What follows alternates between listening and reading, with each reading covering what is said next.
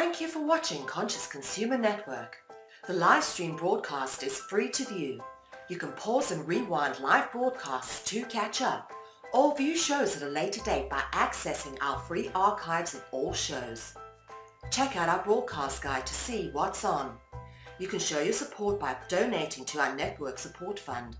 Follow us on Facebook and Twitter, or subscribe to the monthly newsletter for updates. We thank you for supporting free and independent media.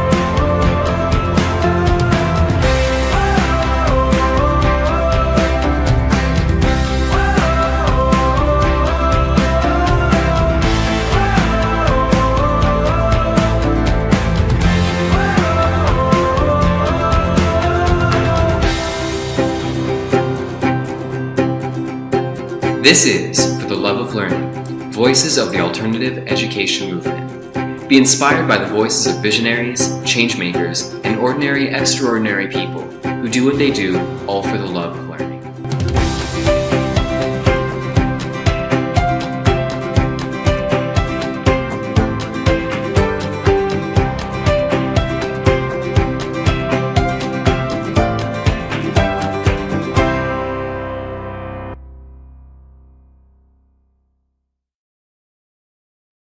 This is For the Love of Learning, Voices of the Alternative Education Movement.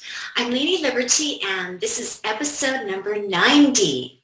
In tonight's show, we're going to speak with a panel who are willing to candidly share some of the challenges they face related to their choice to home educate. I have often heard comments of disbelief from non-home educating parents, such as, I'm not qualified to teach my kids. I don't have the patience to homeschool. I couldn't spend all day with my kids, and my kids need to be around other kids in order to have a social life. Okay, so I've heard them all many times, but rarely do I hear objections based on some of the challenges faced by tonight's panelists. Tonight we'll talk about the choice to home educate in spite of financial hardships, single parent responsibilities, living in a small space, limited access to technology, multiple children at home, or parents working from home, or having a partner not supporting the choice to home educate, even the lack of community and cultural challenges, and more. We've got a lot to talk about and an amazing panel to explore these ideas with. I'm anxious to jump right in, but first I'm going to read each of our panelists' bios, and I want to remind our audience that you can find out more about each of our participants on tonight's show on the show notes page located at consciousconsumernetwork.tv, and look for the show notes page for episode number 90. There you will find more information about each of our panelists, links to their projects and websites. So first, I'd like to introduce you to Tami. Tami is the mother to 6 children, 4 boys and 2 girls, ages 12 through 3. Currently, their family lives as expats in Saudi Arabia. They are originally from Atlanta, Georgia, USA, and regularly travel back there every year. Her husband works as an educator, and their family moved to the Kingdom of Saudi Arabia at the beginning of 2015 to the 2016 school year. Tami and her family have previously lived in other parts of the Middle East, where she worked to establish local homeschooling groups. Tami and her family are Christian, and she has a passionate interest in fertility awareness, home birth, and occasionally works as a doula. Tami's family is in their 7th year of homeschooling. They currently take an unschooling and world schooling approach to education, and Tami loves the richness of life that unschooling and world schooling has brought to her family and her children and her husband. Sometimes Tami writes on her blog at The Starry-Eyed Pragmatist. Welcome to tonight's show, Tami. Thank you. I'm really happy to be here. We're actually so happy to have you back. You were on the show, I think it was almost over a year ago. So thank you for joining us. And again, I know it's super early in the morning, so I really appreciate that you're on at this time with us. Really great to be here. Next, I'd like to introduce you to Monique. Monique is a relationship clarity coach. Her personal experience, observation, and insight gained over the years allow her to help women release unhealthy relationships and heal from broken ones in order to love again from a more self-loving and authentic space. Monique is the creator of RelationshipClarityCoaching.com and lends her knowledge as a contributing writer on relationship topics for Phoenix Shine, the Phoenix Rising Collective Spirit Affirming blog. She is also the mother of her 12-year-old son, Pharaoh, who has several chronic illnesses that he battles, yet still is very resilient. They're both currently navigating unschooling and are excited about their new journey. So welcome to tonight's show, Monique. Thank you for having me. I'm glad to be here. You are very welcome. Next, I'd like to introduce you to Karen. Karen is a homeschooling, unschooling mother of 4 children. She works part-time as a facilitator for a youth council on disability rights and special health care needs. In addition to that, Karen and her family provide care for a deaf young adult who lives with them. She is also a certified leader for Attachment Parenting International and a certified baby wearing instructor.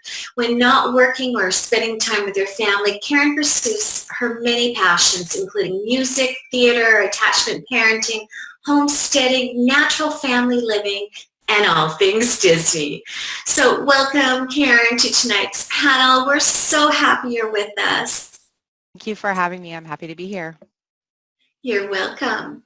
Next, I'd like to introduce you to Marivik. Marivik, called Avik by her friends, is married and mother to a 5-year-old daughter. She is originally from the Philippines and her family is now based in Japan.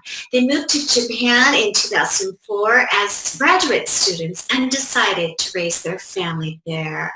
Avik is now a homemaker who works a few hours on the weekend. She spends the rest of the week homeschooling their daughter, writing blogs, and attempting to write a book. They're not using any formal homeschooling curriculum right now because they believe that their daughter can learn through play, outdoor fun, and other creative activities. Because homeschooling is not very common in Japan, Avik and her husband are often asked about their decision to home educate their child. So welcome to tonight's show, Avik. Thank you for having me here. I'm happy to be here. We're so happy you're part of this panel too. Mm-hmm. And finally, I'd like to introduce you to Maggie.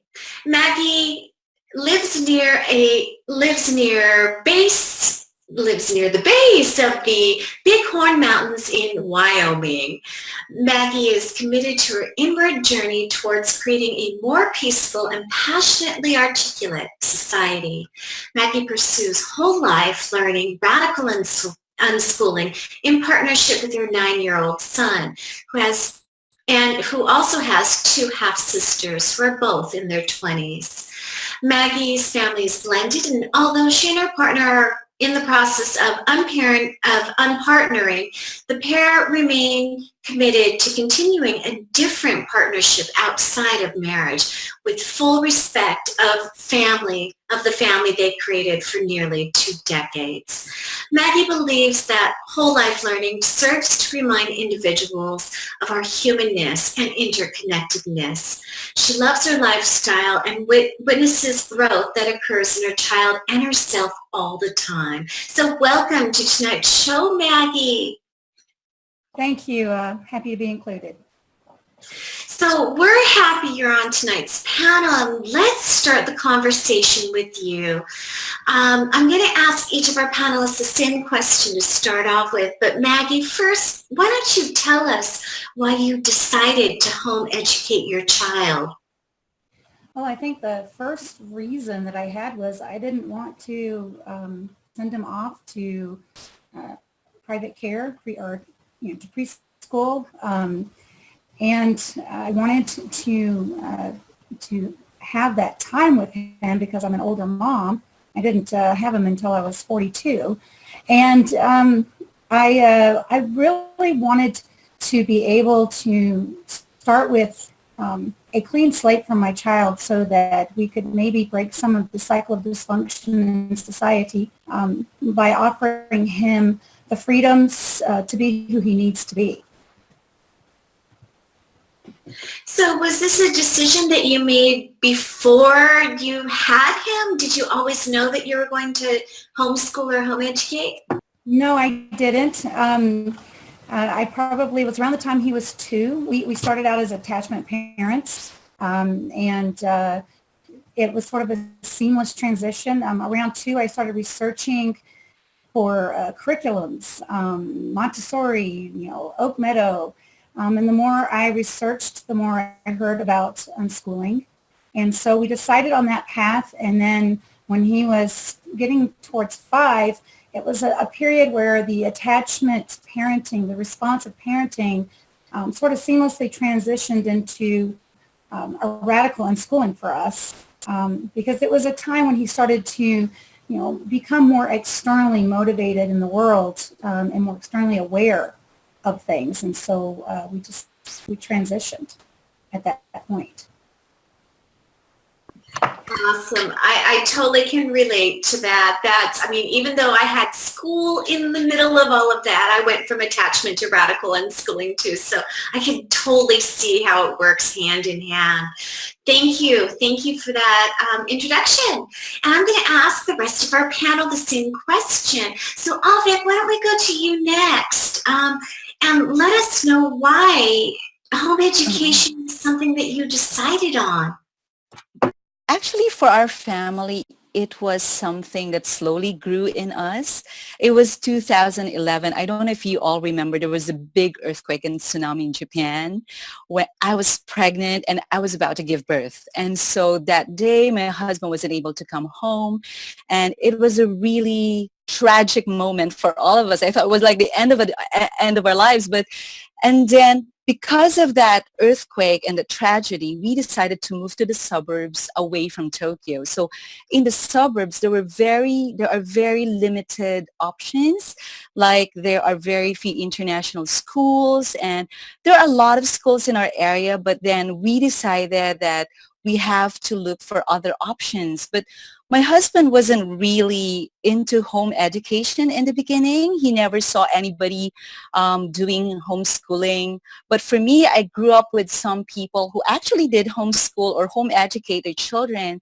And so I had a very vague idea growing up what it was like to home educate your child. And so later on, slowly he began to understand why I wanted to home educate, and we felt that it is the only way, or it is one of the best ways for us to be actively involved in the education of our child. And also, we don't want her to prioritize academic pursuits at the moment. For both of us, there are other things that are more important than academic excellence. And it may be different for other families, but we have both decided that we do not want to push her to be academically excellent at this point. Of course, we will be happy if she will be excellent eventually in that field. And also, we like the flexible schedule of home education. We can do some traveling, and we can do some missionary work, or we can do whatever we want to do on the side. But at the same time, educate our child and be present. I think what you're doing is so amazing. What I imagine is in Japan, where my impression of the education system is always about rigor and about early start and academics. And so I can understand that there may be some challenges culturally where you live that you need to always be maybe even justifying. I mean, I don't want to put words into your mouth, but to always be looked at and challenged and questioned might be one of those challenges that we can talk about a little bit later on in the show. So thank you for that introduction. Monique, why don't we jump on over to you, and if you could share with us a little bit about what your path was into home education. I'd love to hear it. So the reason I decided to homeschool was two parts.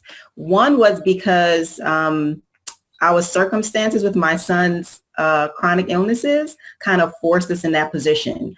But I've always entertained an alternative to the way the traditional schooling approach. And so my son, as you mentioned, has chronic illnesses, and he was always out of school, hospitalized for a long period of time, and the catching up with the work was really stressful for him and I.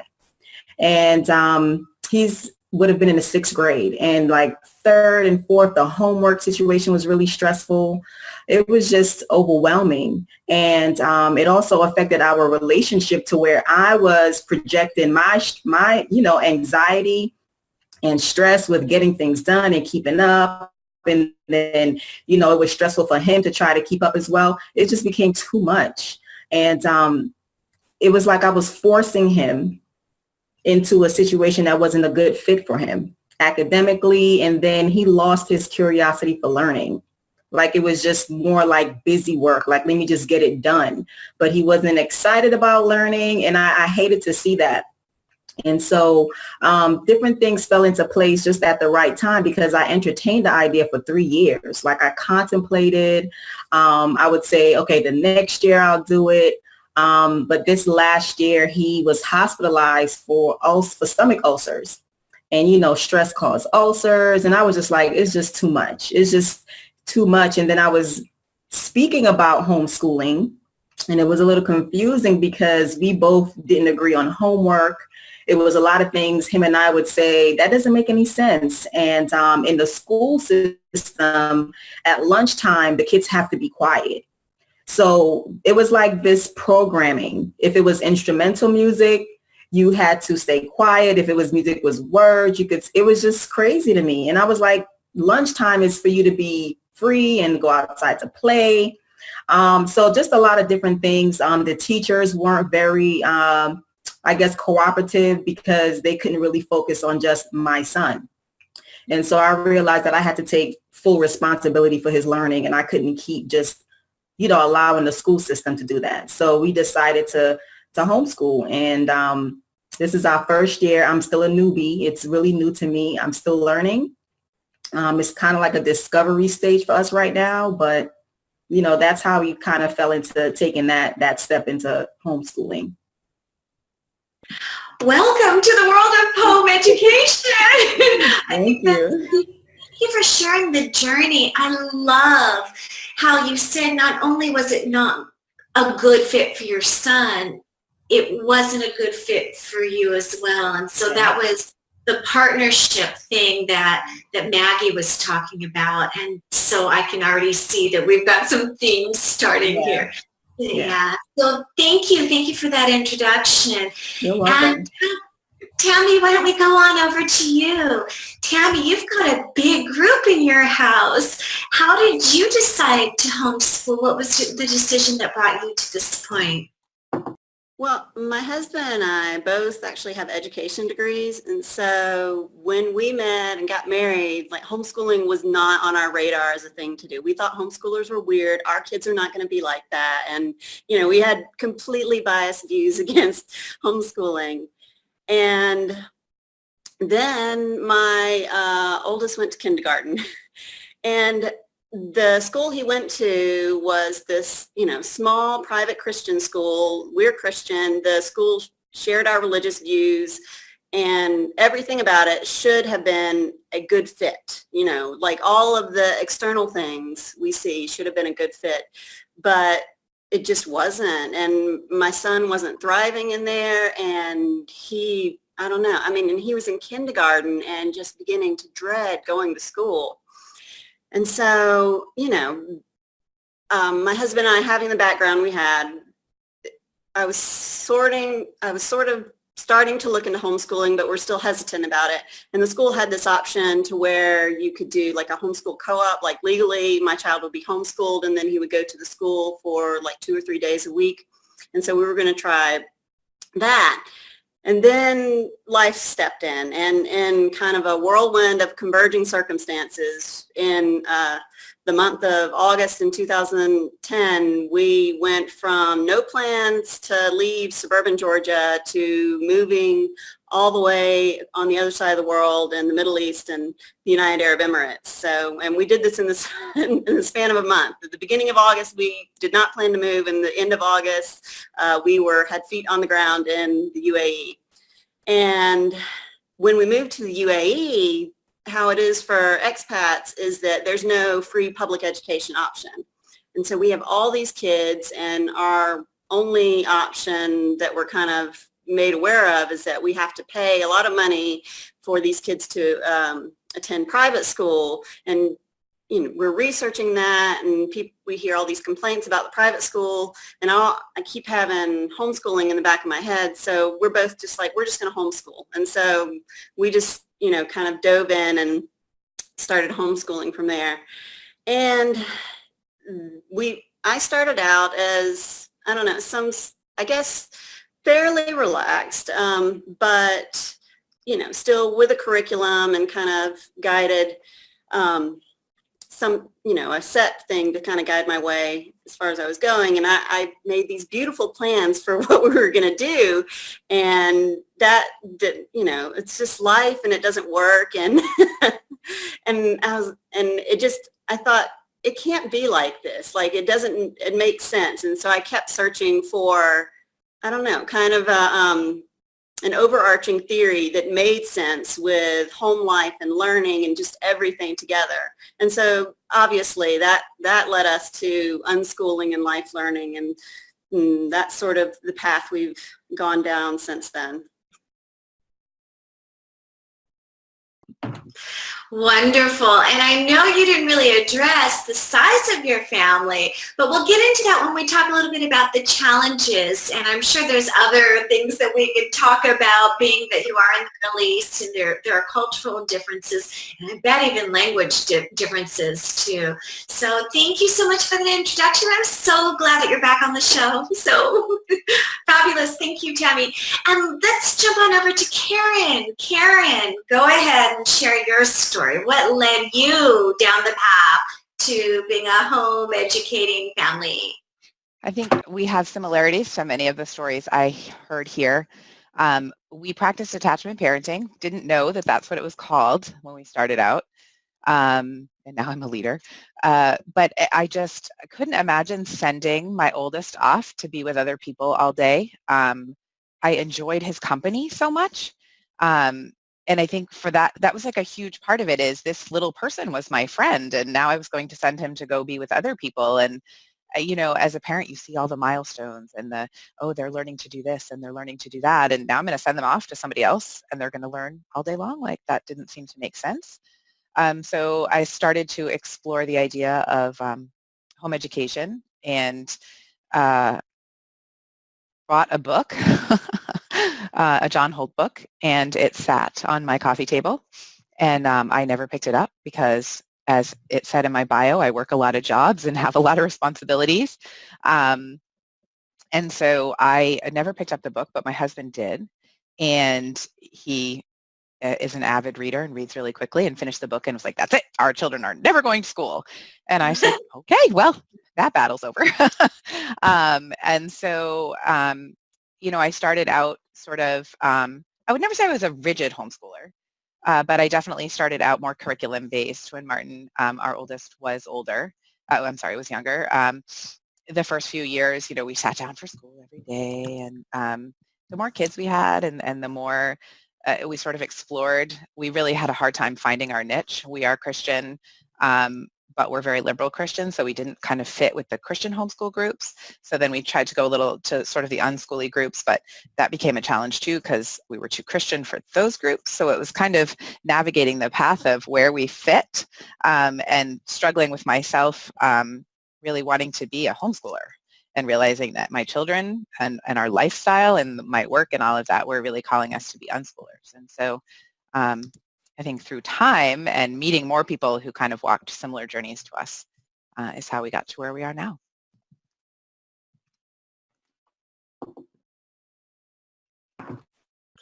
Thanks, Karen. And actually, your husband's been on the show before, and we've heard your story and your path. And of course, Martin's been on the show several times, your oldest son. So I'm really happy that you're part of tonight's panel. And I think it's a coincidence that we have 3 Christian homeschooling families. I don't think we've ever done a specific Christian panel, so it's really cool. Very cool. I'm going to actually get into the meat of the conversation. I mean, the school is about the diversity of homeschooling and what the experience looks like from different people's perspectives. But we're really here tonight to talk about some of the challenges that aren't the regular, oh, I don't know how to do it kind of challenges. These are real challenges that everybody on this panel are facing. And I'd like for each of our panelists to talk about some of those very real challenges that they are facing or have faced on their homeschooling journey. So we're going to jump on over to Maggie first. Thank you. We've had a myriad of challenges, a compendium of challenges from the very beginning, but at the moment, our biggest challenge is that we are divorcing, and we have always partnered our child in our parenting, and finding ways to make that work as we move forward has been a challenge. In the beginning, we had challenges of being distant from support from family, and then other family not grasping or appreciating what we were doing or wanting to do. I had challenges with my child's father in terms of his reluctance at first to embrace what we do. Now that we are splitting apart, he's a lot more on board than he ever was along the path. And I think that's because our son has shown him that this is what he wants. And he's, at an age, now he's 9, where he can voice his preferences and his opinions. We had challenges of moving around and challenges finding socialization, not socialization, I hate that word. It's definitely not a word that I'm fond of, but we had challenges finding like-minded people to interact with everywhere we move. We were secular, and everywhere we moved, we didn't feel like we fit in. Actually, now we're in a very conservative area, and our homeschool group is very large for the size of our town of 4,500 people. We're isolated geographically, too. But our town has a very large homeschooling group for its size, and it's wonderful. I'm probably the only radical unschooler, and I may be one of only maybe 2 secular homeschoolers. in the whole group, and everyone is very open and welcoming. And the longer we're here, the deeper our friendships become. I've had challenges of letting go, of not of wanting to protect my child from the challenges, so to speak. I'd be happy to elaborate on any of those in detail. I've listed so many.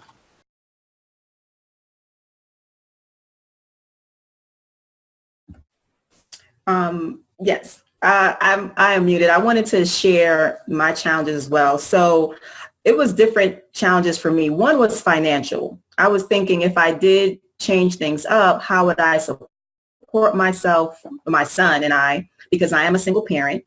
And so I had to figure out how to find flexible work where I can really work from home.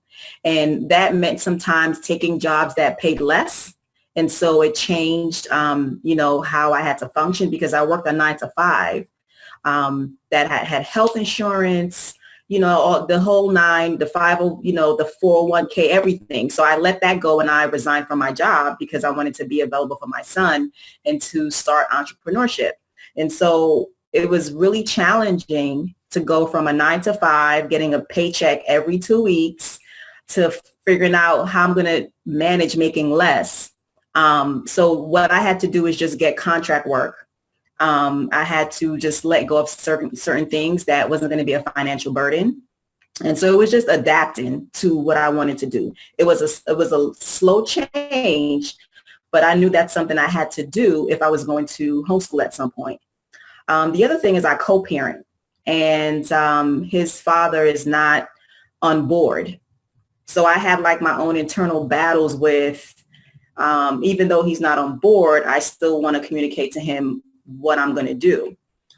So it was internally wanting to get his approval to some extent, but eventually that was something I had to get over, because I really managed his education. So, sometimes you have to get past those internal battles, which is not really, something that you have to worry about. The other thing, as I mentioned, was work. It was hard to find a flexible job where I didn't always want to use an excuse that, oh, my son is sick or anything like that. I wanted to still be able to do good work and get paid, but be at home with my son. And then my son has chronic illnesses, so he's in and out of the hospital. So I was trying to figure out how was I going to just manage my time, manage everything that comes along with taking care of a child with special needs. But I know that you may not be able to unschool or homeschool like other parents. If you put a lot of thought into how you can do it and be more strategic and kind of adapt to your environment, there's definitely a way to do it, because it's going to always be a reason why you shouldn't do it.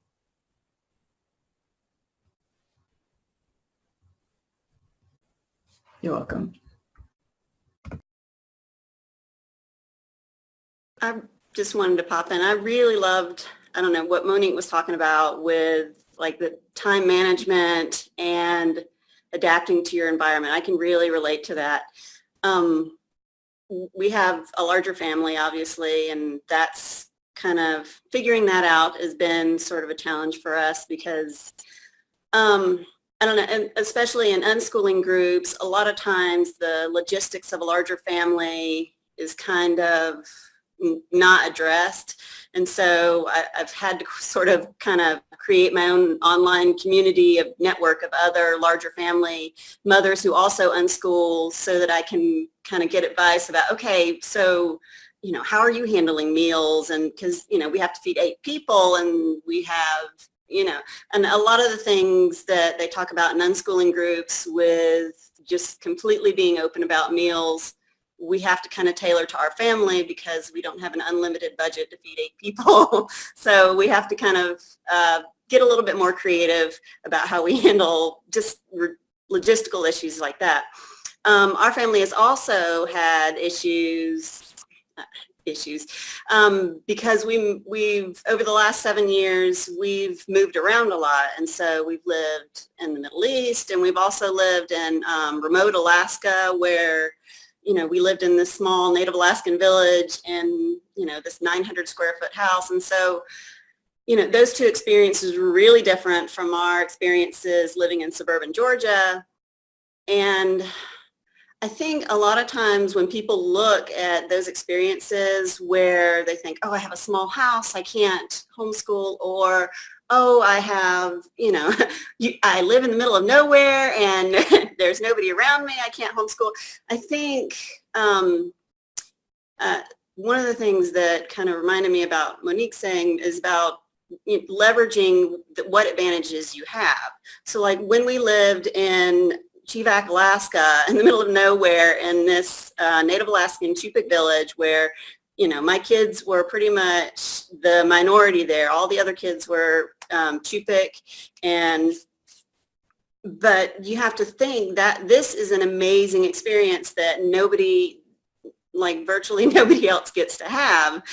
And so you leverage that unique experience and say, I can't do everything all the time, but I can do this right now. And this is amazing. And and this is a learning experience. And in general, that's kind of the philosophy I take with, homeschooling and unschooling, is that I think a lot of times when I meet new homeschoolers, they're really excited about, let's do everything, do all the activities, do everything. And for us, I've learned that with the temperament of myself and my children, that we thrive when we're really picky about the stuff we do. When we, make our weekly schedule have maybe 1 or 2 things in it, and then the rest is kind of really lots of downtime. And that's a schedule that makes us thrive. And when you talk to people about it, it sounds like a lot of nothing, but then you have to own that this is what's working for us, and this is what, makes our life work. And it doesn't matter if it looks like this amazing thing to all these other people. You got to know yourself. And so, I don't know, that's kind of the general philosophy we take when we're thinking about, when we come across challenges and stuff like that. I think another challenge that's kind of always in the back of my mind is my children are fairly introverted, but, even introverts like myself, we like to have a community. We like to, connect with other people. And having a larger family, obviously, we have lots of, connections in the family and friendships in the family. And so that's a, even we have challenges with the larger family, there's also advantages with the larger family that, we take our closest friends with us when we move. But we do still like to make other friends outside the family and stuff like that. And so, I especially with my oldest, who is 12 now, I'm always sort of in the back of my mind thinking about how I can facilitate that. Because for him being 12, the outside the family connections are starting to mean more to him than, say, for my 3-year-old. So, and for him, he likes online gaming and stuff like that. So one of the times when we moved away from remote Alaska to Saudi Arabia, one of the things that was important to us was make sure I have a good internet connection for my oldest son, who likes to connect with people online.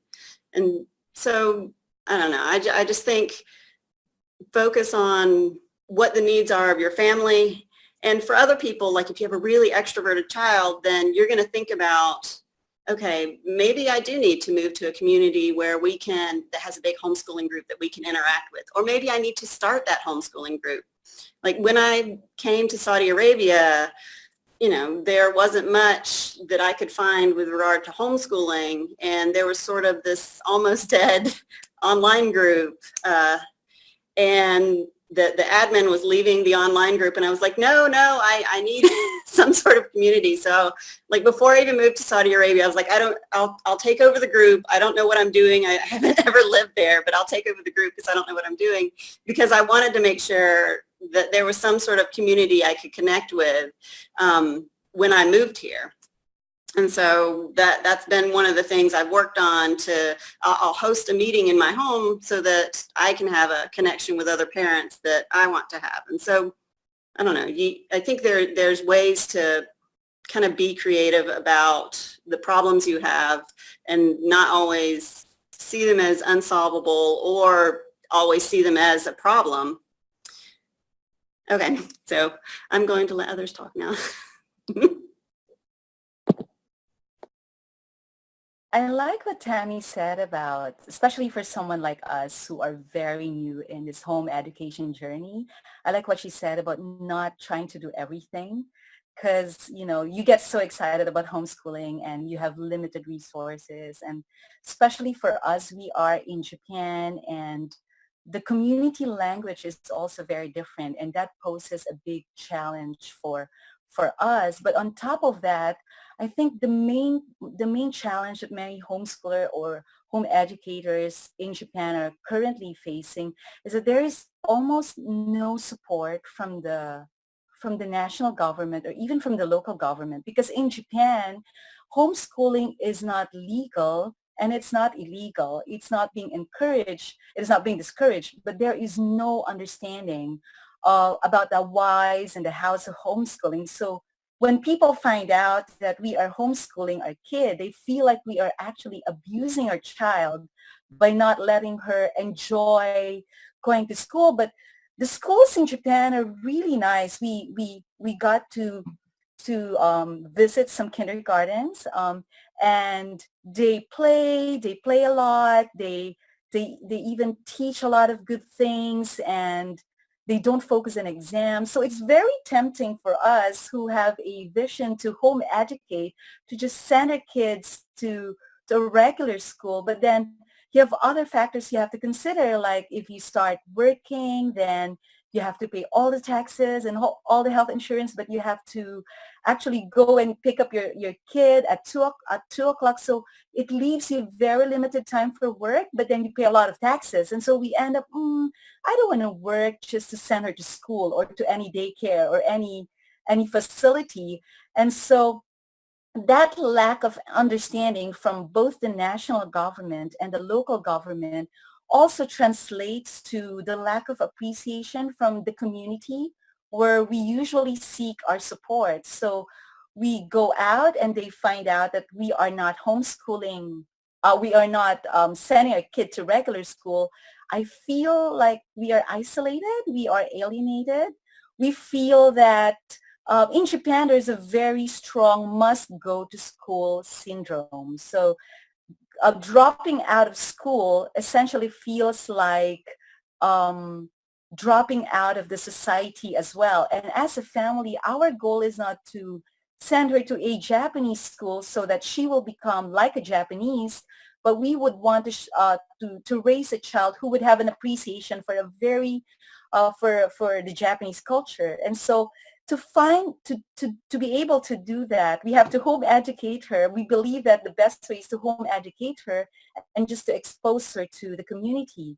And another challenge that we have is that all the facilities that are government funded with well-trained staff and big spaces are only for young children, for children who are until 4 years old.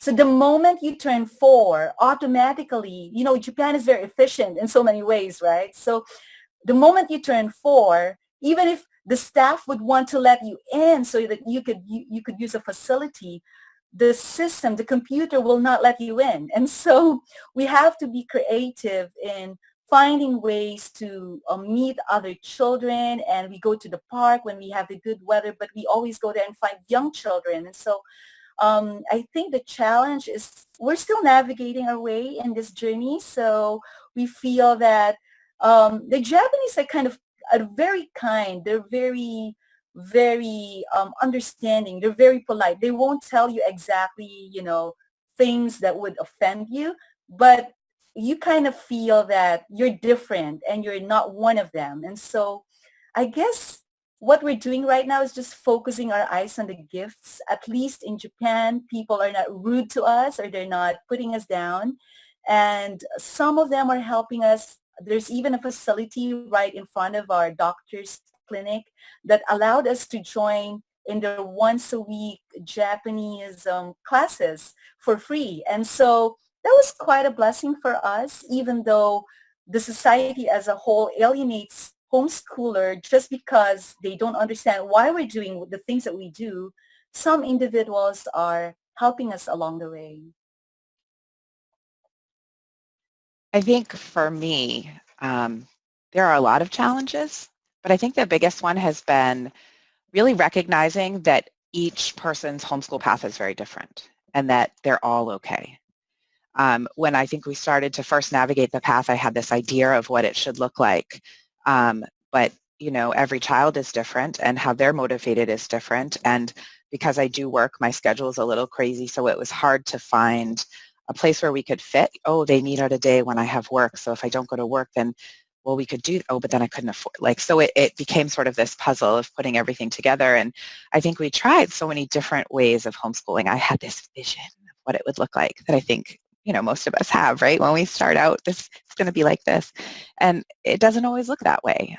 Sometimes it doesn't look that way because it looks better. And hey, wow, this world over here is awesome. And, you know, then there are days when it doesn't look that way because everyone's cranky or, you know, your boss emailed you and said, hey, by the way, that grant's due tomorrow or whatever. So the biggest challenge for me was really I'm very self-critical and kind of uneasy with my choices sometimes. So to kind of realize that, you know, every path that we're on is okay because it's the path for us and it's the right path for us. That was one of the biggest challenges, I think, for me, is just kind of accepting that. And, you know, when we first started to homeschool and we were, like I said, a little more structured, I think time was a little bit of a challenge to kind of work it in around work and everything. But, you know, I felt like, oh, okay, we're doing just right. We did this page in this curriculum today and, you know, oh, yay, this is great. And, oh, we're going to go to this co-op over here. And then I'd hear what all the families there were doing and seeing that, oh, I thought that I was checking all these boxes that were important to me, but look at all those boxes those people over there have. I don't have check marks there. And realizing that, but oh, look how happy he is and he's thriving and he's doing that. And so then, you know, we would try a different path and find a little more of ourselves there and find more people that embraced how we were doing things. And, you know, then you start to hear, oh, you know, we're unschooling and my children are following their passions. I thought, oh, great, I can do this. I can do this. And then, so another challenge for me has been waiting for my children's passions to emerge. And those emerge at different times. And, you know, trying to wrap that into school in some fashion has been a challenge for me. It's easier now. I feel like my kids have, at least some of them have fairly defined passions that I am helping them to navigate and to embrace. But another challenge for me comes from my work world in that I work in the system and we live way outside the system in so many choices that we make.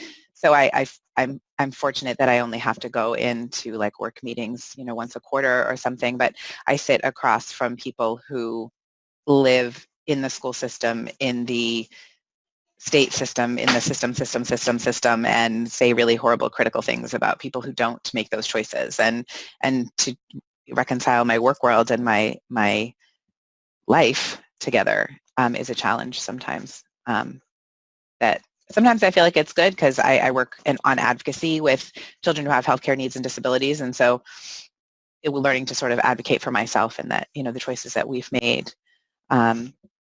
Another challenge someone else mentioned was, you know, finding groups. Where do you go to find people, and finding like-minded people, I think is so difficult. You know, people think, oh, you homeschool, you all think the same, and that's just so not true. And we tried so many different groups where, you know, either the kids didn't click or the moms didn't click, or, oh, this group we found this fantastic, awesome group, and it was an hour away. And my youngest, I have 4 children, my youngest was a newborn. I was like, yeah, an hour drive for a co-op. I can't. So we started our own, and sort of, you know, to realize self-confidence level, you know, can I run a co-op is another challenge that I struggled with, but, you know, we're in our 3rd year, I think, so I guess it's going okay. But there are a lot of challenges. I sort of rattled off a bunch of them there, but I think the biggest is recognizing your own path is okay, no matter what it looks like. I kind of feel like this whole draw to radical unschooling, to unschooling, it centers for a lot of us around a need to heal ourselves. And this whole life learning aspect of this journey, it's almost like if you can imagine the DNA strands, how they intertwine. I see my development and my growth sort of intertwined with my child in that way, and we kind of circle around each other. The struggles that we have inside, are we doing enough? I mean, is my child getting enough? Are his needs being met? Is often compounded and at odds with the external need that we feel to defend what we're doing from the outside. I have actually, gone through a lot of stages of that. When we were breastfeeding, I felt attacked by family members and even well-meaning friends. And I felt the need to defend that. And as he got older, that changed to feeling the need to defend that we were choosing to keep him home from school. And there's a lot of that, I think, for everyone. But eventually I found that that unschooling is sort of like a truth field, because it constantly required me to revisit the inner struggles and to be honest and true to myself if I wanted to remain authentic with myself, with my child, with others. And that's a struggle I think for everyone, to be authentic with the world. And so I found myself, when people have, stage fright, or, I'm an introvert, and I do great typing, with people, not so much. I think people probably find I'm a different person when they know me in person. I found myself kind of blocking out everything, kind of like we did in attachment parenting. If our child would melt down in public, you just block out everyone else and focus on the child. And, in so doing, you're in that moment and you're being authentic. And that's something that I found I had to practice a lot. But it was, kind of interesting when we moved to our current town. My son was participating in a activity with the YMCA, and I sat down next to what I didn't know was a school board member. And it so happened that her son was coaching the basketball that my son was playing, and he was 6, I think. And she had read an article that had been in our newspaper about our family, and it said that we didn't do curriculum. And I was new to unschooling at the time, and I just assumed, he's going to learn to read from Minecraft. And well, in a way, he is. He did learn math from Minecraft completely. But, when she questioned me on the spot like that, I found myself really digging deep to remain authentic. And I surprised myself with my ability to be able to answer her.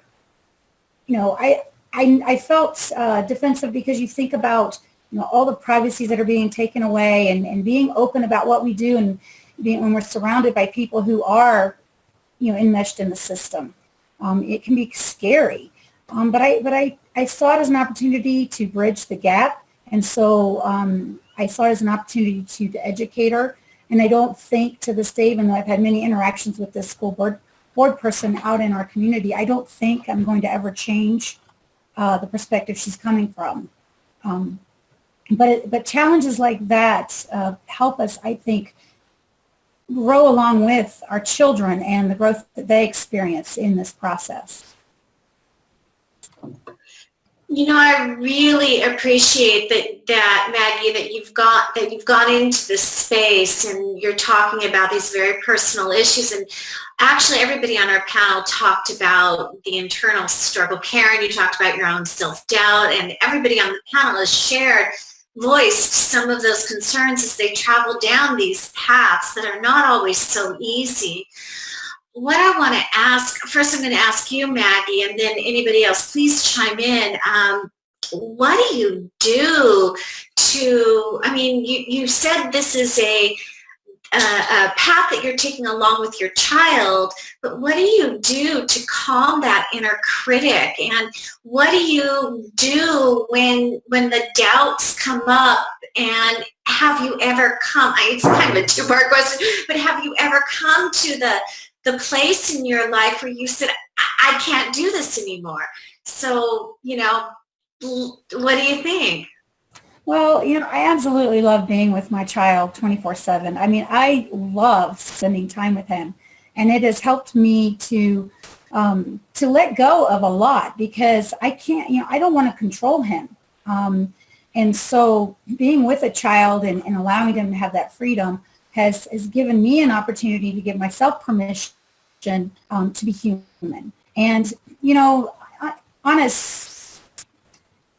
on a process level, I mean, we have our tribes. I mean, we all have our tribes of there's all the technical approaches we can take, like with the unschooling support pages and books. And, there's that kind of thing. But I tend to see it as a whole life journey where I look within and want to live this one life, as authentically as I can, because I really feel that the energy that we're putting into this is making the world a better place. And so I see recentering and refocusing within, healing my own childhood hang-ups, issues, whatever they may be. And I see that as an approach to keeping things authentic. And, there have been moments, of course, when I've been, in devastating pain in my life and in my partnership with my spouse. And, even with my adult stepdaughters, who we didn't raise this way. And there have been gut-wrenching processes that we've had to go through to heal. But I think what helps me to stay focused is really, even though I am a free thinker, an atheistic free thinker, is to find a spiritual path of recentering. And for me, that spiritual path is just wanting to simplify things and bring them down and boil them down to the most basic elements, that we can produce in our lives, in honesty and forgiveness and acceptance and compassion. These things radiate outwards. And I feel that as we radiate these qualities outwards and we model them for our child or children, that we are, impacting the world positively. I hope I answered your questions.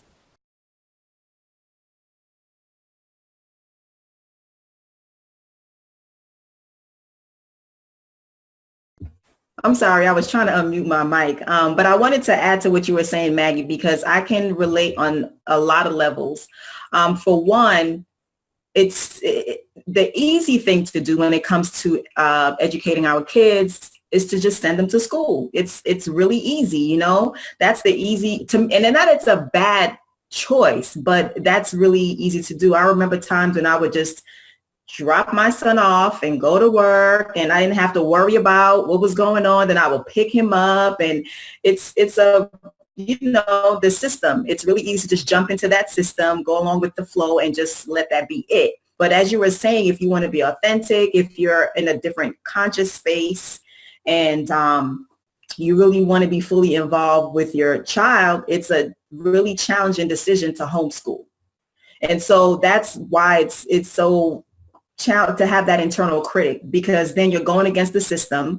Like you said, their family members, their friends, you're questioned. And one of the things I was told to deal with it was, when you're asked about it, you're just convey to them what you're doing. You don't have to convince them if it's right, if it's wrong, why. It's just a personal choice that we're choosing to do with our kids. And as you asked a question about how do you deal with it?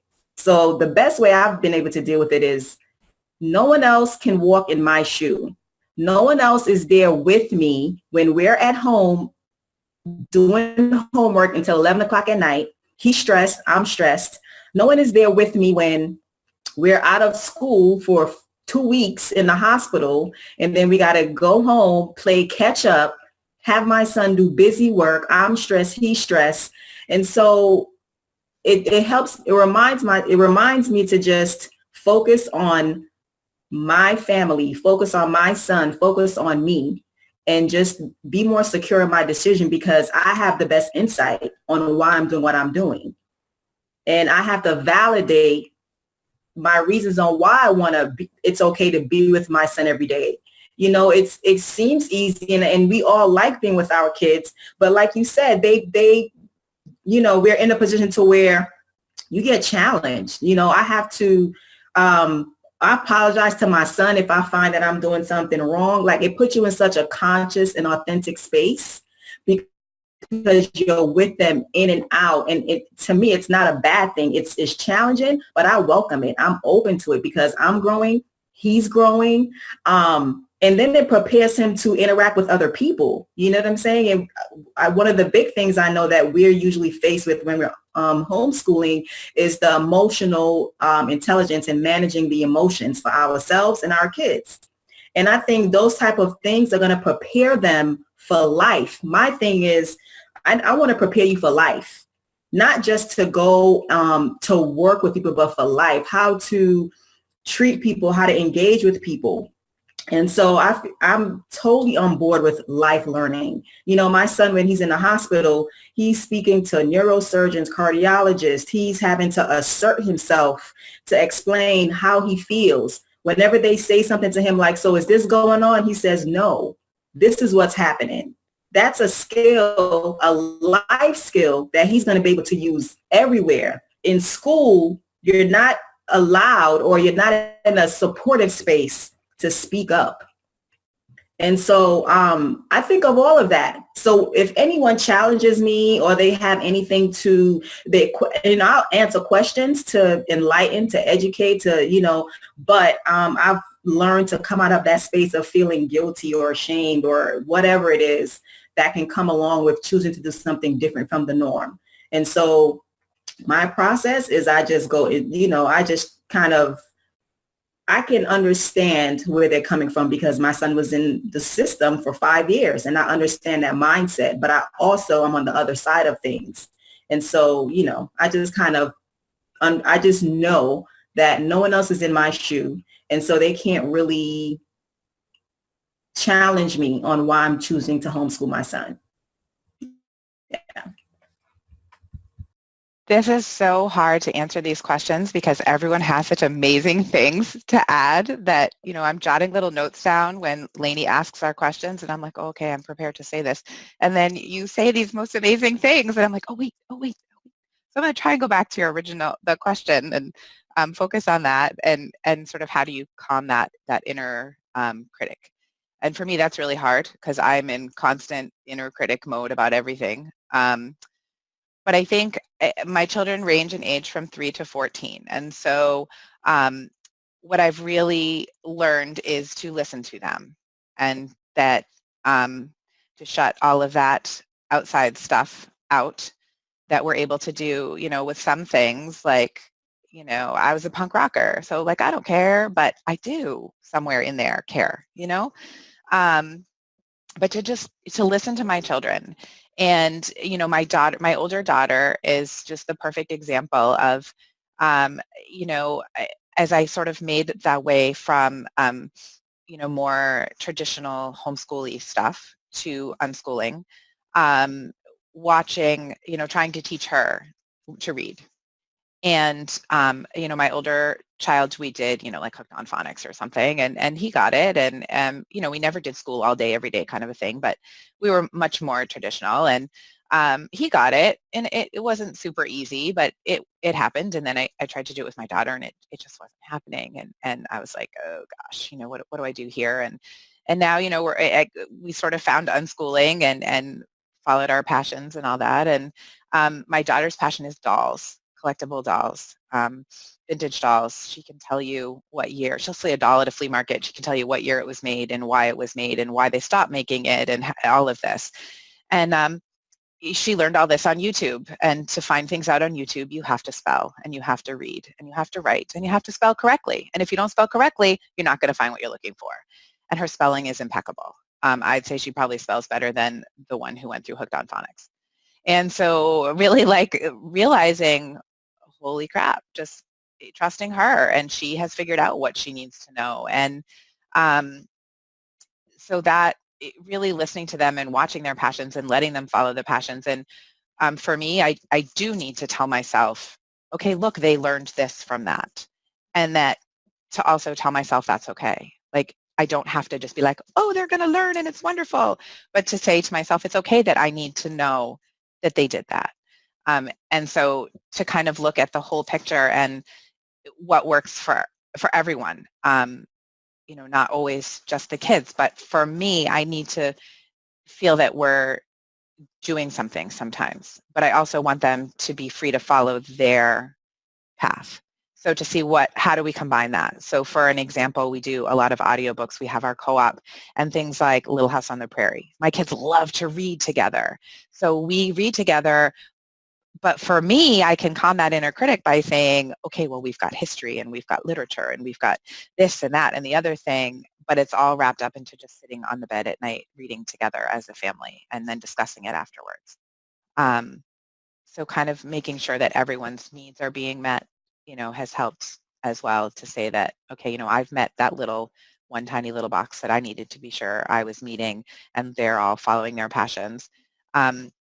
And one more thing that I've seen is to look at adults and say, okay, this person went through traditional school, you know, 12 years of school, and they learned all of this information. I went to a private prep school and, you know, learned all this great stuff, and everyone I went to school with went off to Harvard, and, you know, they're not doing what they studied, and they probably can't tell you what they learned when they were 10 and all the states and all the capitals. And, you know, my oldest, his passion is music, and he plays a billion different instruments, and we now have a family band that we, you know, play together. And last night we went to see my favorite band, some of the members of my favorite band play, and my son sat in a jam session for 3 hours with people of all ages playing folk songs and singing Celtic songs and sea shanties. And it just, you know, that's his passion. And just sort of seeing that, you know, what successful adults do all day, every day isn't what they learned in 5th grade.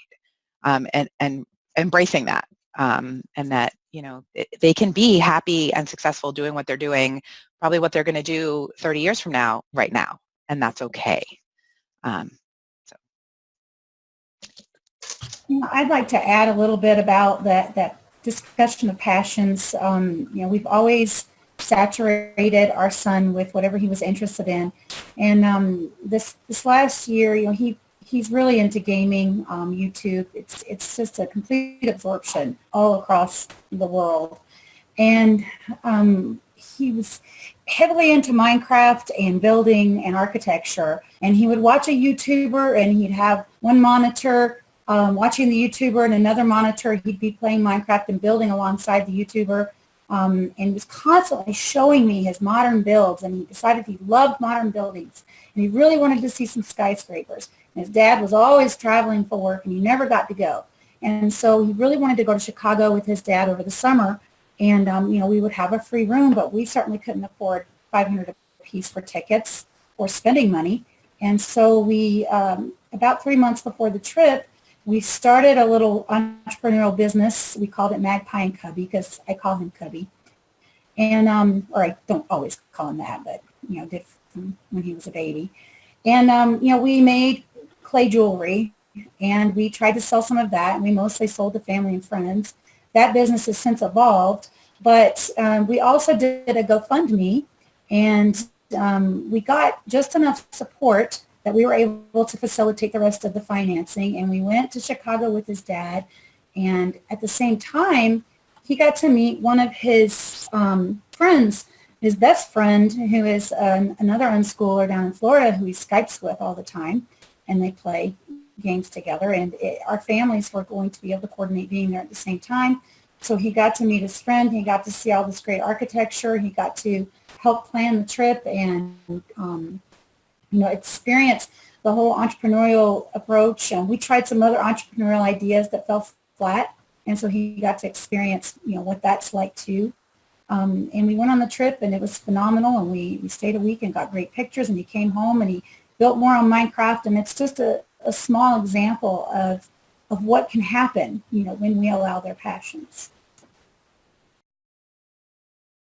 What Karen said earlier made a very strong impact on me, especially for a very new homeschooler, when she said something like embrace how we are doing things.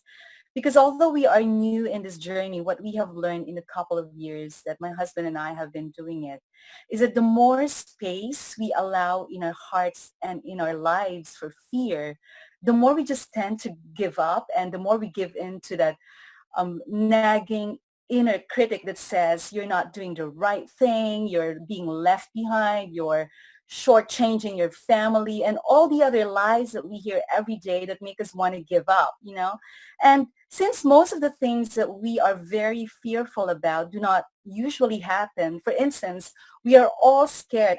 I'm sure I can speak for everybody. We are all scared that this decision to home educate might not work in the long run, and that it might be the wrong decision for our family. It keeps us from truly enjoying the very rich experience of being with our children. And it becomes small things much more overwhelming than they truly are. And so I think for me and my husband, we always sit down and we always re-examine, are we still okay with this decision to home educate? And while there are many ways to conquer fears of failing at home education, I think for our family, because we're a Christian family, one of the things that we always do to conquer that fear or that nagging a sense of inadequacy is that we always remind ourselves that in the grand scheme of things, our primary role is that we are parents to this child.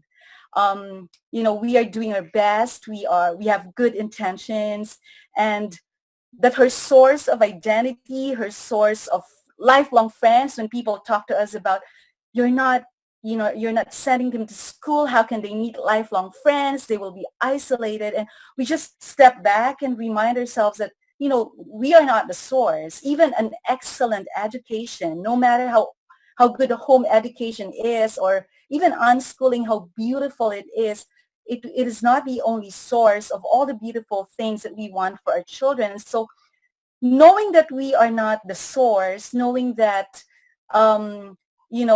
we cannot give everything, no matter how hard we try, it takes the pressure off our back to make this thing work. And in the process of identifying that, we are not the source, we begin to enjoy the process. And the more we enjoy, the less we become fearful that this might not work. And so for us, at the end of the day, homeschooling is a very personal choice. And it boils down to not whether this is the right or the wrong thing to do. And there are details that we might, what we might miss out on, and that it's okay to miss out on things. And we always remind ourselves, it's okay if she's not being invited to all these parties. It's okay if we're doing things differently, because at the end of the day, we are connecting to our child as a parent in a way that works for our family, given our situation. So that's what we do when we experience doubts, and it's kind of like a roller coaster ride. It's not always,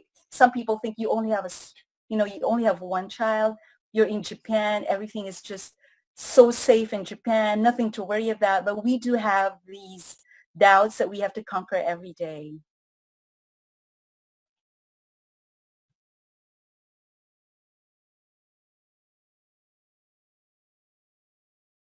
I wanted to, okay, go ahead. Go ahead, Tami, you're fine. That's okay. No, I just wanted to say one of the tricks, I guess, that I've learned over the years to use when, everything just seems like I'm doing, all the doubts like come rushing in. Cause like, it's never like, I don't know. For me, like, it's never like this little thing that I can just be like, oh, no. No, it seems like they all come in at once. And so the thing that I do for myself is that I try to turn it around and think, if I was talking to my best friend about this, what advice would I give her? And so, like, I be my best friend and, give myself the advice of, look at this child, look what they're doing, look at, and to say all the ways that this is thriving for your family. This is working for your family. And that helps me a lot to kind of step back from the inner critic and kind of be more the inner best friend instead, and to kind of give yourself the advice that you would give your friend about when they come to you with all these doubts about what am I doing? I'm ruining my kid's life. And you would absolutely look at them and say, look at your life. No, you're not. This kid is wonderful. And, say all these wonderful things about your child. And so you need to, pull that back in and be your friend. And the other thing that I do is, like, a lot of times I'll just have to step back from that sort of, I don't know, just kind of getting lost in that inner world, inner space, and kind of go and actually sit with my child and kind of have a conversation with my child, or play and whatever they're interested in. Or, my oldest son is really into Minecraft, and so just go hang out with him while he's playing Minecraft and see all this cool stuff that he's doing.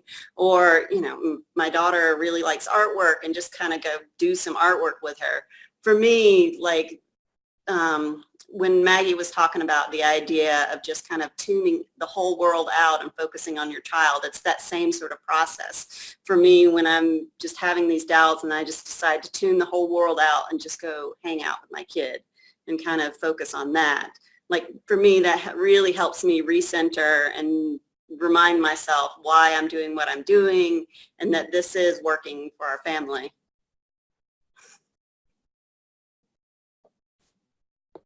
I wanted to add to that, because it sounds like overall it's that you all are like trusting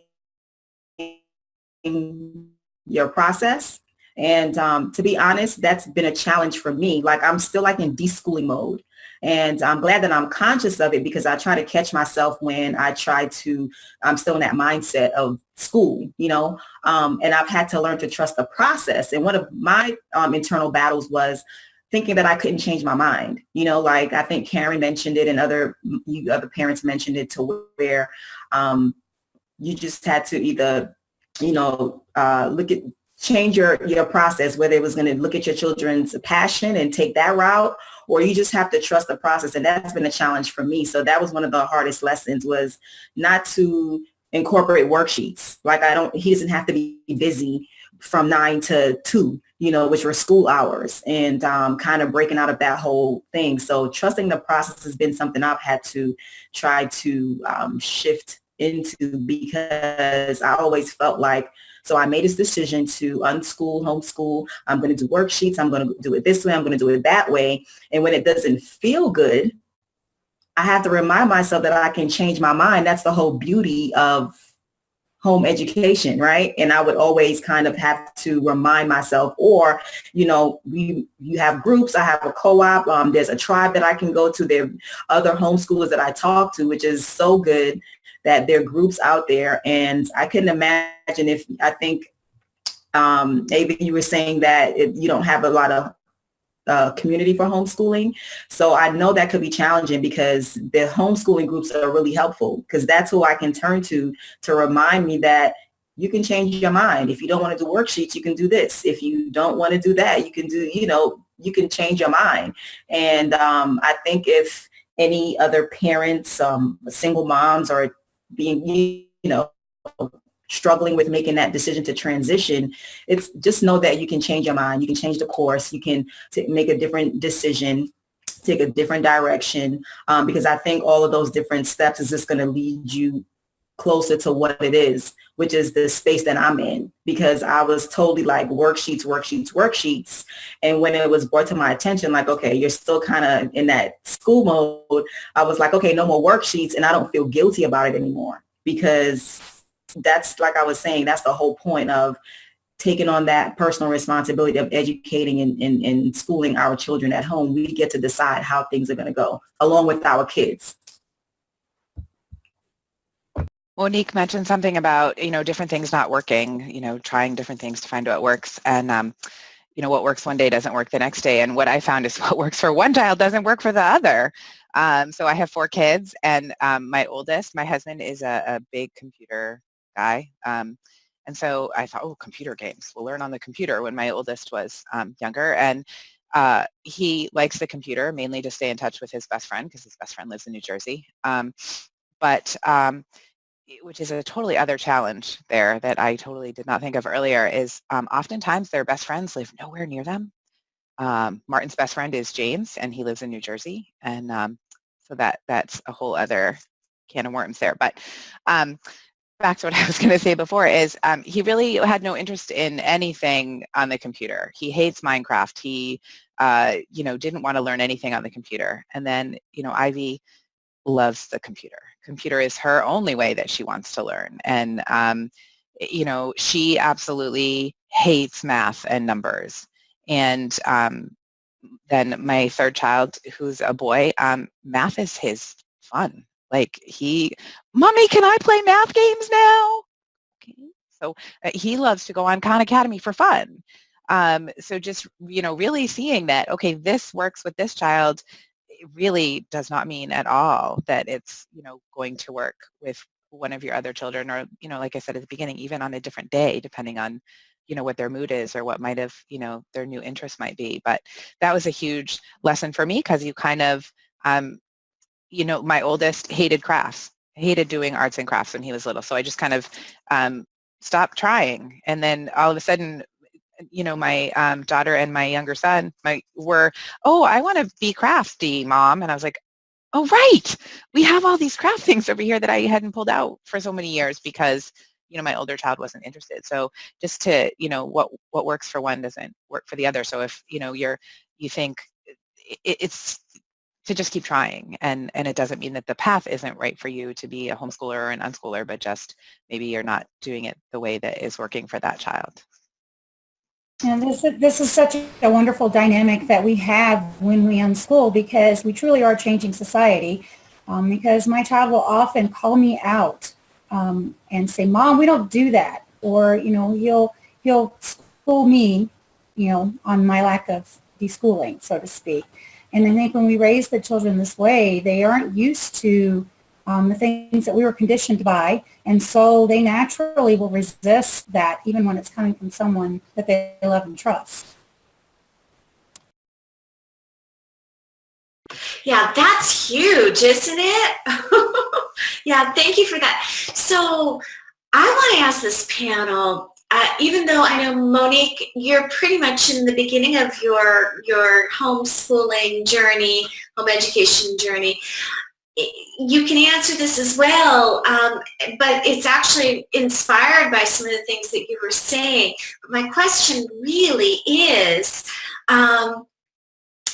what would you change in hindsight, based on the journey that your home education journey that you've lived so far with your child? Is there anything that you would have changed at all?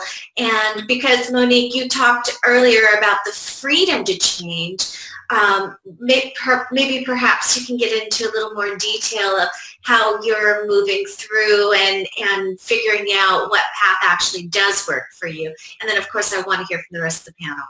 Okay. I think the only thing I would change I would have done it sooner. Like, I would have not even put him into the school system. Because to me, at some point, I felt like I was being unfair because I didn't like the 9-to-5 structure. I didn't like that my son was in daycare all day. I was at school. I picked him up. It wasn't a lot of time. It was that routine. And so I came up with a plan and I resigned. And then I'm against the school system, but I kept him in it. And I was like, that's not really fair because I got myself out. I should be able to allow him to kind of have that same experience as well. So I wish I had done it earlier. Just taking it from the beginning, I wouldn't even introduce him to that mindset, because I truly feel like it took away his curiosity for learning. And I saw that process because as he was growing older, he was always wanted to initiate and he wanted to do things like, I wanted to do it, let me do it. He was always like, I want to do it. He was in that stage where he wanted to learn. And eventually, year after year after year, the learning was like, he wanted to just, the curiosity for it was gone. And I wish that didn't happen. So I would have just changed how long I've kept him in the school system.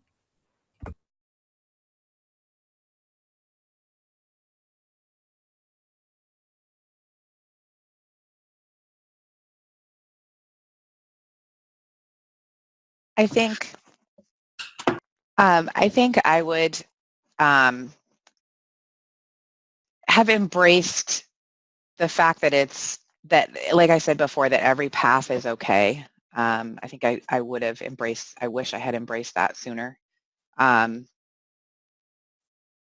Because I think it really, sort of opened up a lot for me and for the kids to realize that, okay, even though every homeschooler we've met so far is doing it this way and we're struggling so badly with our work schedule and our personalities and our life schedule, like we really lived a very radical, unschooly looking life, except for the like education piece. I didn't even know that was that, but we were attachment parents. We we're very free with our parents. We're friends with our kids, or friends with our parenting. Free with our parenting. We're friends with our kids. Like we just had a very radical, unschooly looking life, but we didn't know that even existed. And so, I kept trying to fit into all of the other homeschoolers' lives that I knew. So to sort of, I guess I would have embraced that it's okay to have a different path sooner. I don't know how, because I didn't know it was there sooner, but just, I guess, and that would just be, the message I would hope people would take from today, that, whatever path you're walking on in your homeschooling, unschooling life, it's right for you.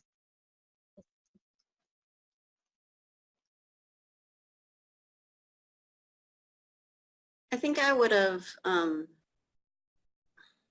wish I would have learned to trust my kids' learning path sooner. I mean, it's all wrapped into deschooling. And again, I don't know how I would have done that sooner. Then, things come to you when they come to you, and things make sense when they make sense. And so, I in a sense, I kind of just accept that this has been our journey, and it is. But, if we're going to change something, then yeah, I would, I wish I had, trusted my kids to learn to read when they wanted to learn to read, especially my oldest. Yeah, it's weird with my oldest, like I stressed about it a lot. And then, every once in a while it dawns on me, like I'll look at maybe my third born and, she's not reading when I remember pulling my hair out, stressing when my oldest wasn't reading. And now she's, same age and, not quite reading. And it just dawned on me, oh yeah, that's fine. It'll work out.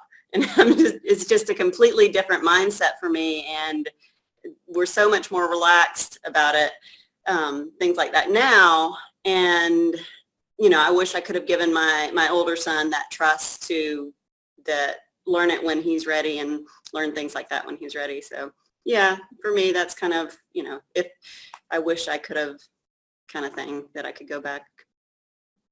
I concur with Tammy because, about 7 years old, when the maths just started clicking out of nowhere for my son, I was blown away.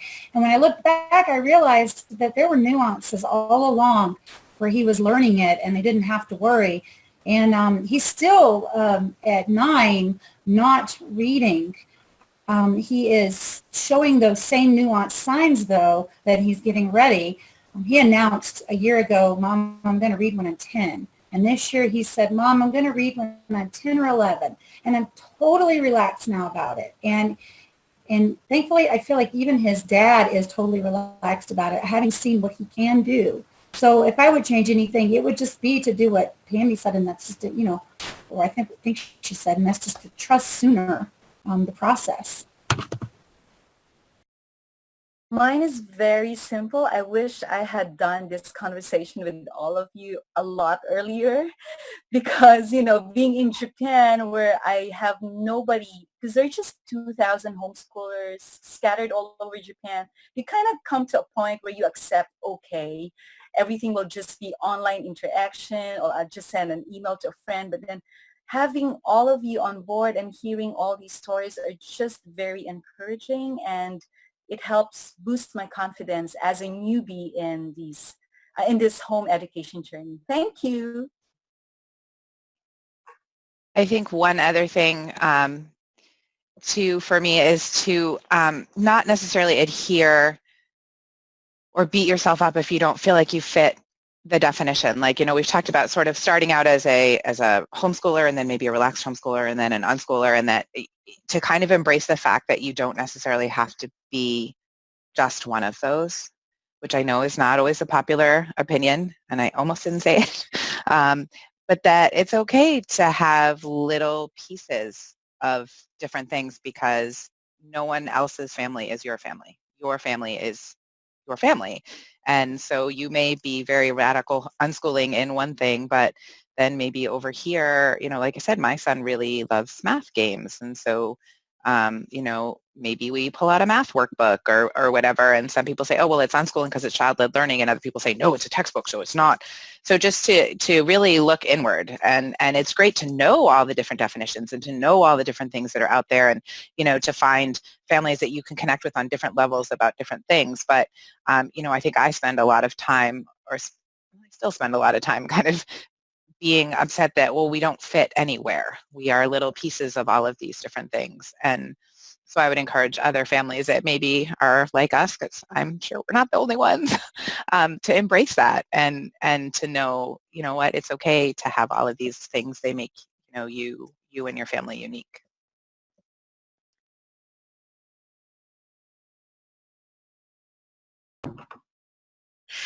Well, we have spent the last hour and a half talking about the home education process from the parents' perspective. I guess my final question is really from the parents on the panel. Can you share with us and share with the audience some of the benefits that you've noticed your children have expressed or shown based on your home education journey?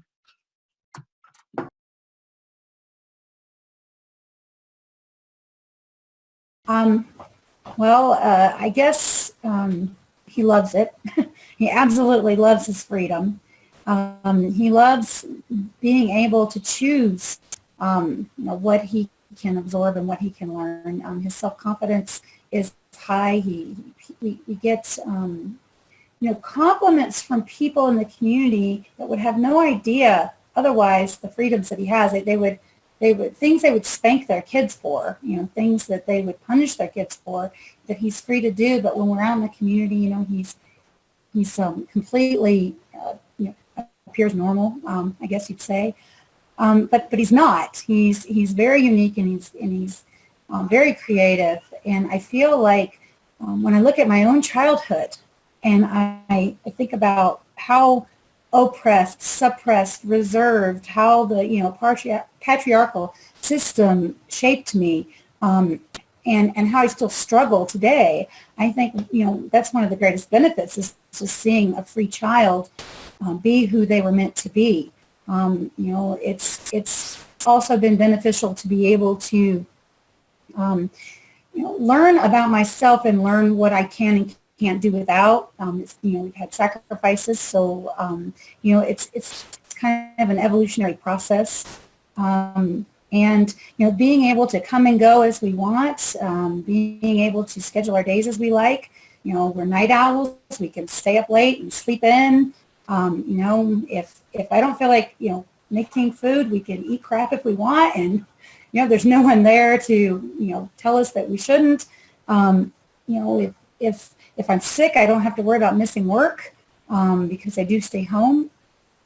The benefit of being able to just follow a whim is one of the greatest aspects. I'm sure others will cover things that I've forgotten about. I think I would agree with everything you said. And it's amazing to see children who have grown up in this freedom. And I've been fortunate to be at different unschooling conferences and to watch the kids interact with each other. And we do community theater, so I see typically schooled kids as well, and to see how they interact with each other and how they interact with adults is jarring for me, because fortunately now I get to spend a lot more time around other unschooled families. So I think one of the biggest benefits that I've seen or two of them, I guess, is children with the ability to sort of grow up at their own pace and not to have the pressures that they might have in school to be into a certain thing because they're a certain age, or to not like something because they're a certain age. We say in our house we live in an age-fluid home, and my children choose the age they want to be, and so do the adults. And it really works for us, and I think it's neat to see other children of their ages as well that are in this sort of freedom, not be afraid to play with what they want to play with because they're of a certain age. My other favorite benefit, I think, is that my children see everyone as equal. They don't look at adults as adults and children as children and this and that and all of that, and they talk to people who are 80 the same as the people who are 20, as the people who are 10 as the babies.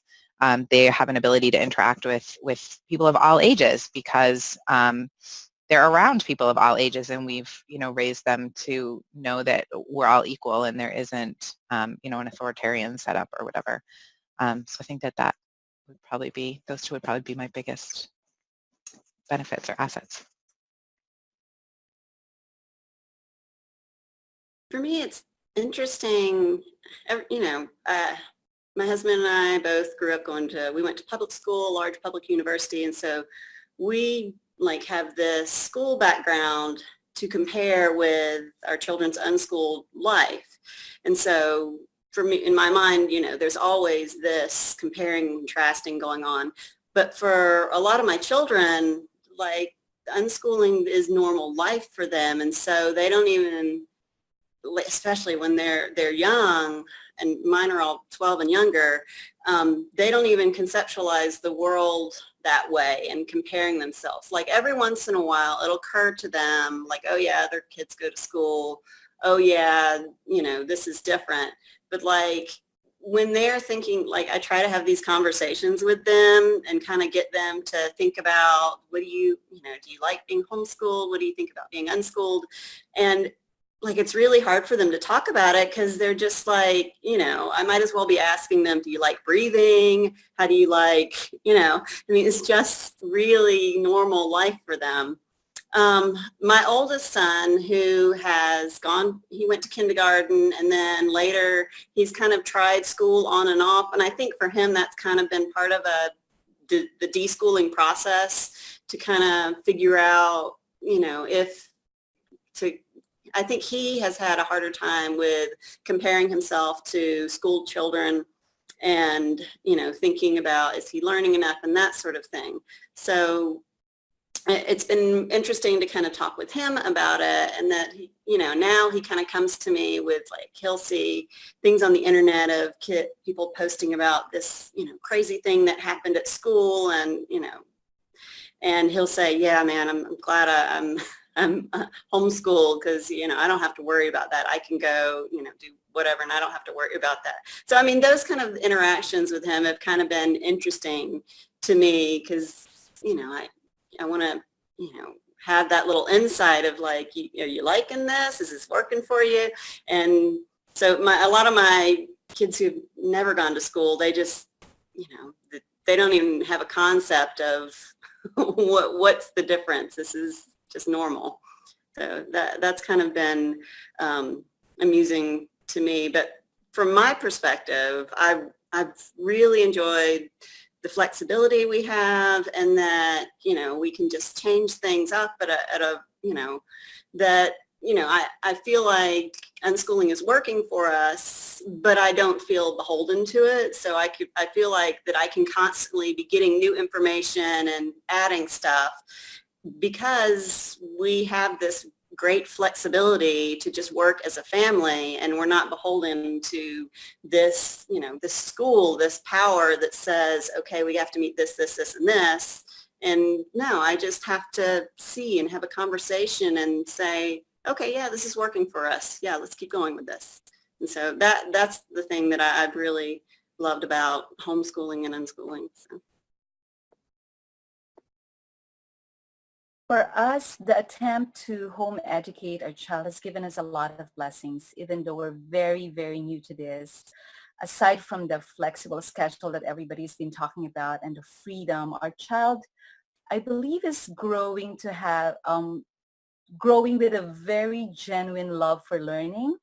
And perhaps it's the nature of home education that takes away the unnecessary peer pressure and the unnecessary stress that allows her to truly enjoy the process of exploring and acquiring new information. And because we do a lot of creative play and a lot of unstructured play, she really enjoys even the things that we ask her to do, like when we ask her to practice writing or when we ask her to read the books she doesn't want to read. We don't force it on her, but sometimes we want her to read certain things. We want her to try certain things. And she responds very positively to us, maybe because, I'm not sure, maybe there are other factors, but maybe because she has been given the freedom, she has been enjoying the process. And on top of the benefits that we see in our child, it trickles down to us.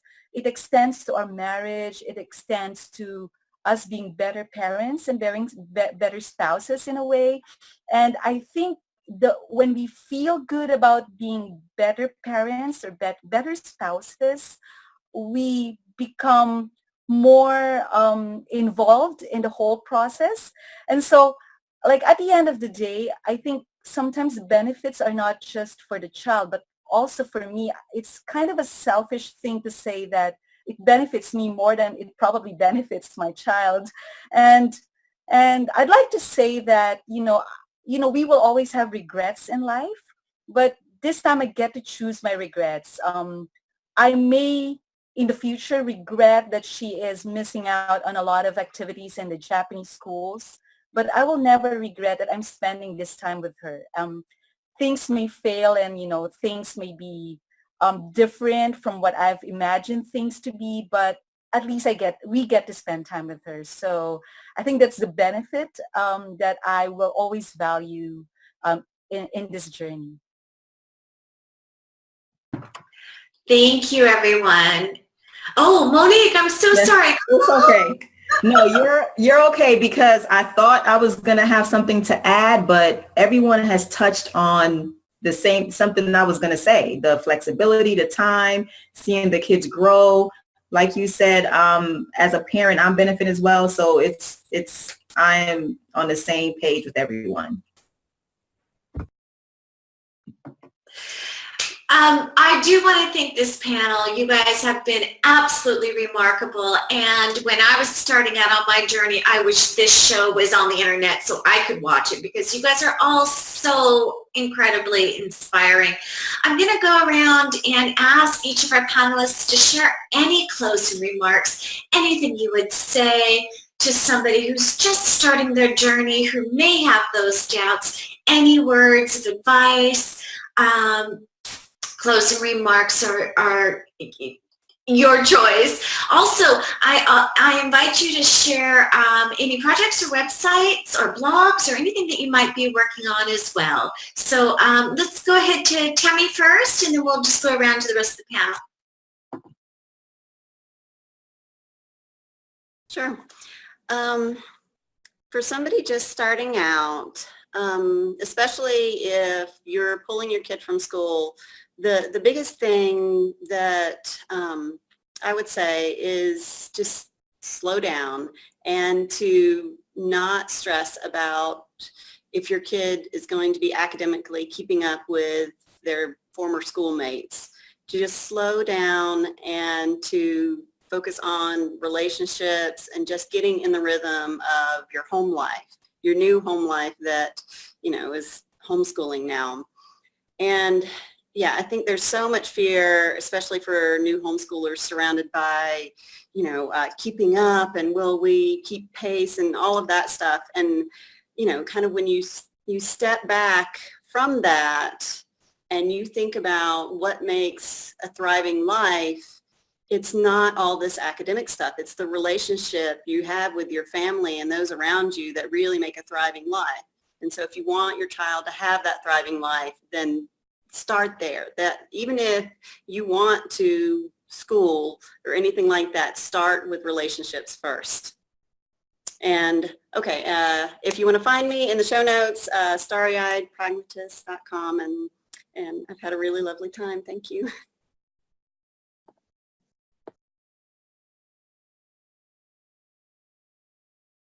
I can go next.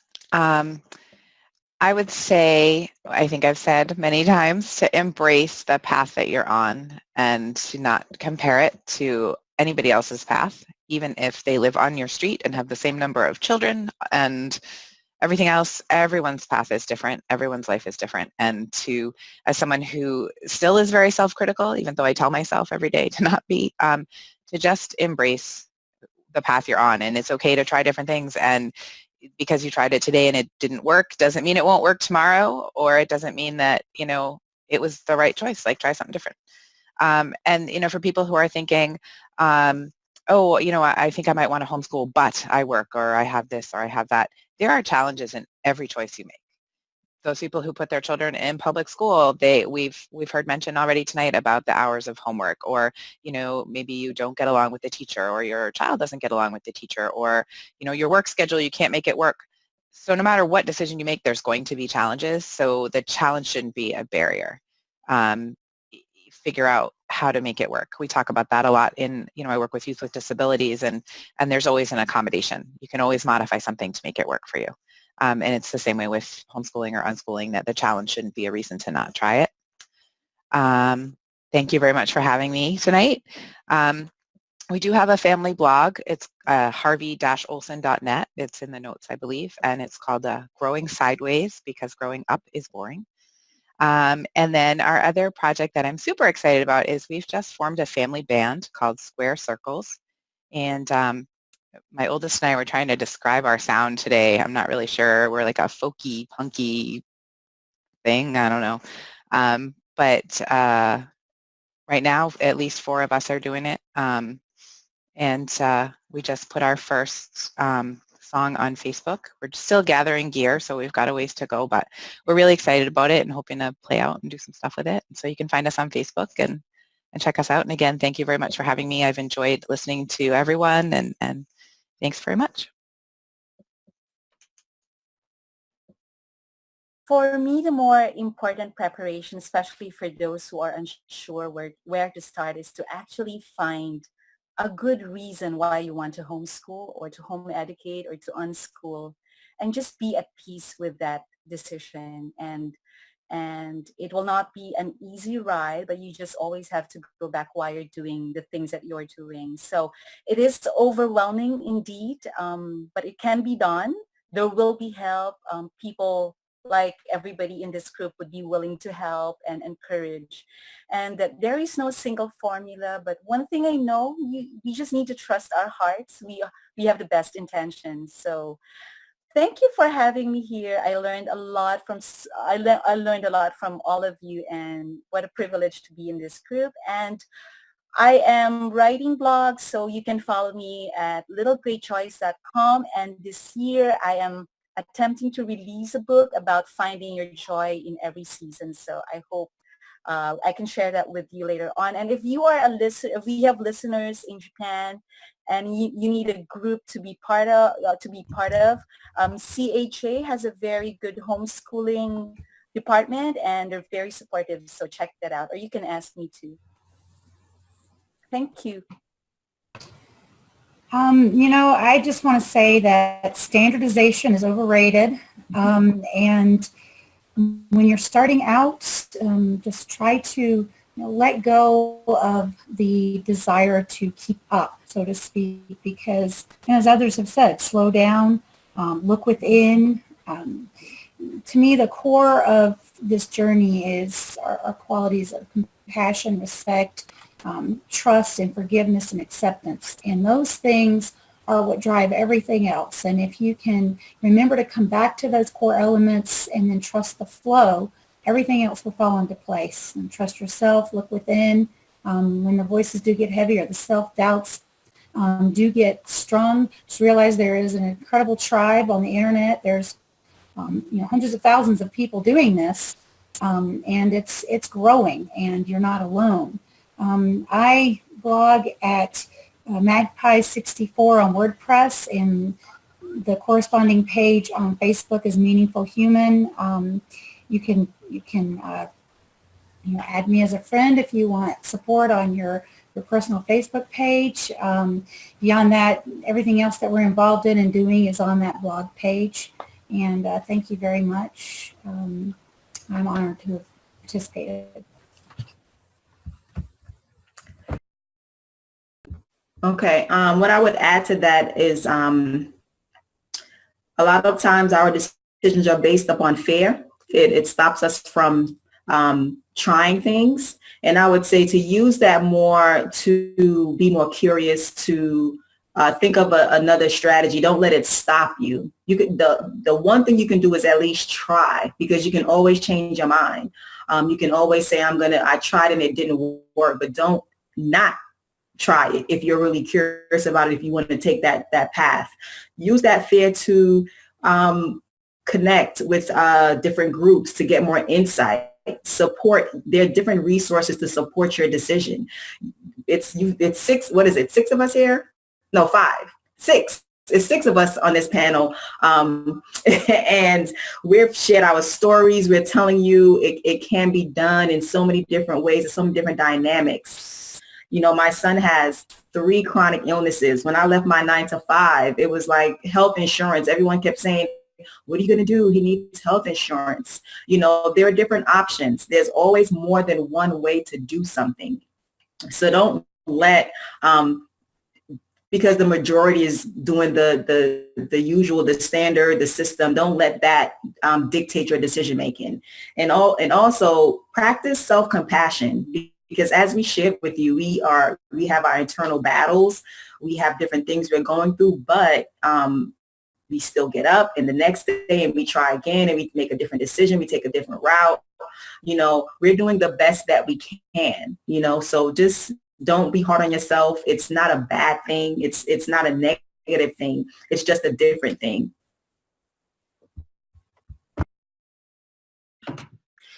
Thank you. Those were wonderful closing remarks. And thank you to everybody on tonight's panel. I really appreciate your candor and honesty and authenticity. It's a true honor to have shared the last 2 hours with all of you.